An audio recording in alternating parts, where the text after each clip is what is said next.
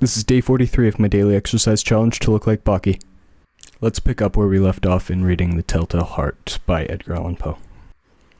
I bade them search well. I led them at length to his chamber. I showed them his treasures, secure, undisturbed. In the enthusiasm of my confidence, I brought chairs into the room and desired them here to rest from their fatigues, while I myself, in the wild audacity of my perfect triumph, placed my own seat upon the very spot beneath which reposed the corpse of the victim. The officers were satisfied.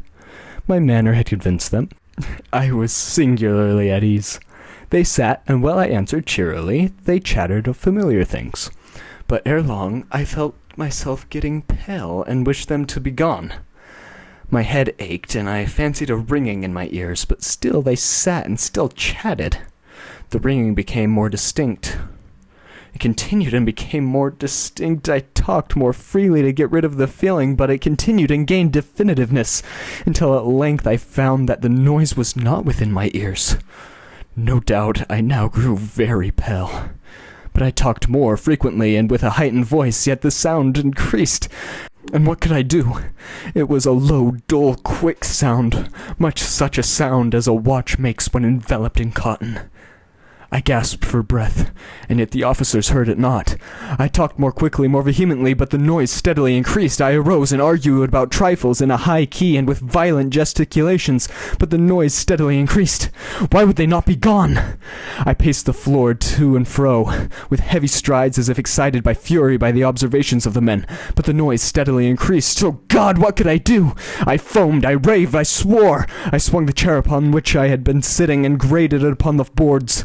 But the noise arose over all and continually increased. It grew louder, louder, louder, and still the men chatted pleasantly and smiled. Was it possible they heard not?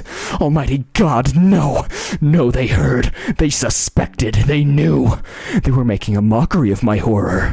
This I thought, and I think. But anything was better than this agony. Anything was more tolerable than this derision. I could bear these hypocritical smiles no longer.